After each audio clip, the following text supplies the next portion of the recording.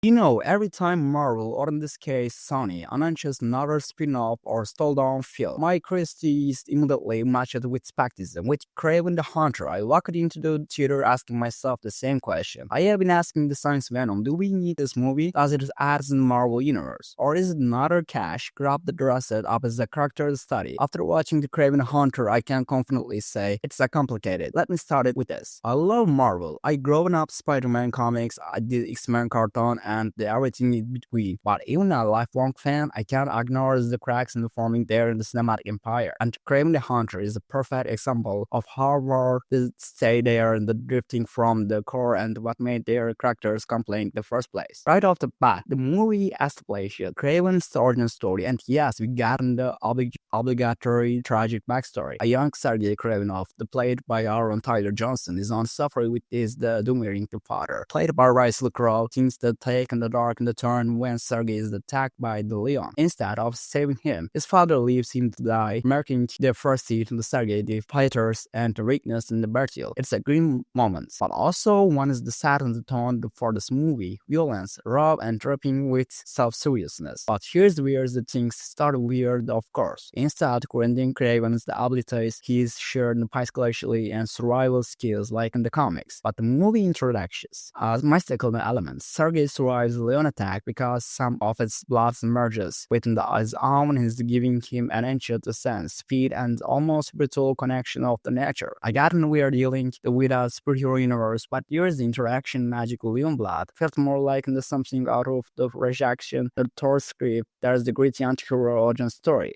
The main plot kicks in years later when Sergei, now a full-fledged hunter, and discovers he's the estranged fathers and running the legal arms operation. The determined to dismantle his father's empire, Sergei embarks and the violence to crusade that leads him to the conflicts with the boss in the criminal underworld and his own family. Along the way, he's crossing the path with Dimitri, Akada Chamalon. His family is half the brother, and Calliops and Voodoo the priestess, the love interest within the own mysterious agenda. Let's give the credit where's the due. Kraven the Hunter has moment nevertheless. Aaron Tyler Johnson clearly giving his all, and his portrayal of the Kraven instead is avoiding and at times and generally is complaining. You can see the conflicts within this him and the pushing and the pull between his criminal instincts and his desire to rise above his father's legacy. The sequence where the Sergei intersects with animals, especially his moment of quiet reflection, stand out has some of the most emotionally resonance and the film. The action sequences not on the highlights. Say what you feel about the Sony Marvel spin-offs. Like there's half the stage of fight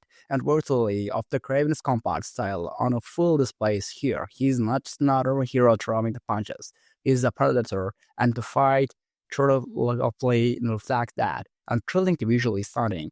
They use the shadows, the fraction, and his attack, and the raw and animalistic energy. It's all here. Visually, the movie leans heavily on Earth, the tones and naturalistic in the settings, and which is a reflection the change from the overly CGI heavy backdrops we have some the come to expect from the Marvel films. There is a tactical quality and environment, and the dense forest and the gritty urban landscapes that makes the world feel vivid. And but for all these strengths, Kraven the Hunter can't escape the glaring issues that plague so many of the Sony Marvel spin-offs. For one, the script feels like it's trying to do much and too little at the same time. On one the hand, it wants to be deep, introspective, the character study. On another, it's trying to set up the shared universe, introduce side characters like Chamalon and Skybops, and to shoehorn the fashion references to Spider-Man. Thus, it's not really go anywhere. That's sure result narrative that can feel disjointed the complexes. And then there is the villain. Every superhero or anti-superhero movie lives or dies by its antagonist. And Kraven the Hunter uses us Rhino. Yes, Rhino is here, definitely is finally, but no, it's the goofy, sweet weird version from the comics.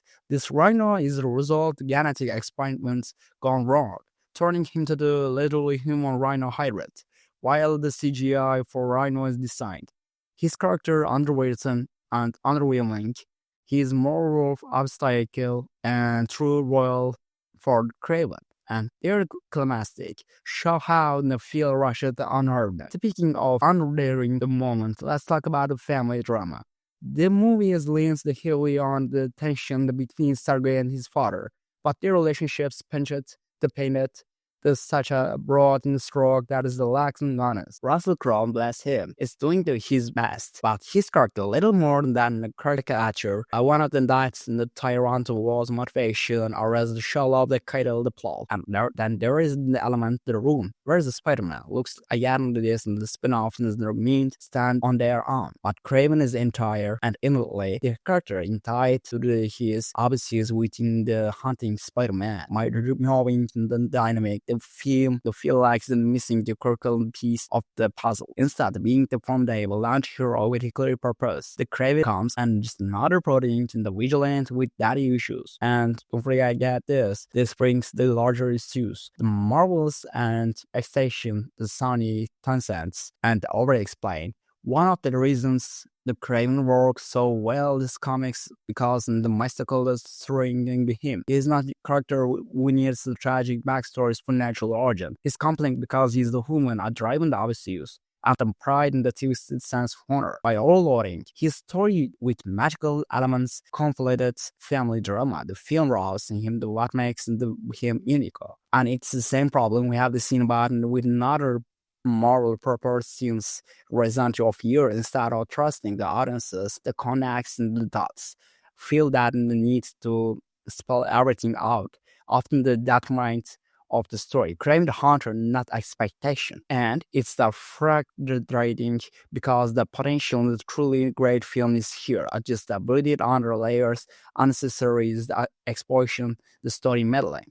One of the film's most significant at the missteps and the comes in the headline that Dmitry Akada Chamala and the fans of the comics know is the Dmitry as a master in the disguise and the fascinating the character is on the right. Here is the readers and a little more the plot device. His relationships with Sergei barely explored and he eventually is virtual with predictable and feel like there's a period in the setup cycle that may never happen.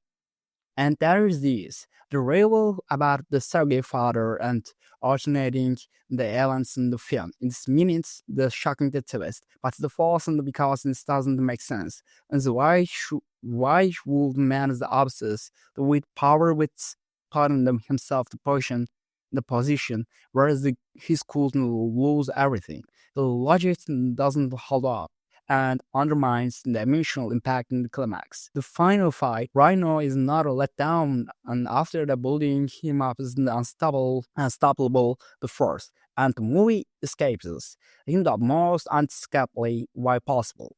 And is the microscope and the film larger problem. A lot of the build up and with very little of the payoff. And the Kraven the Hunter movies with flashes of brilliance, which ultimately fails in live up the potential. Aaron Tyler Johnson performance and the Westcroll action sequences and highlights. But there is not enough. The film is divided down the multiple script, underdevelopment, character, and the outlines in the spectacle.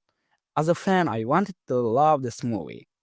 I wanted to prove the Sony's Marvel spin-offs could stand on their own. Instead, it left in the wondering the same characters and better than the left in the comics. Whereas their story can't be told the wit and the depth and the nonsense they deserve.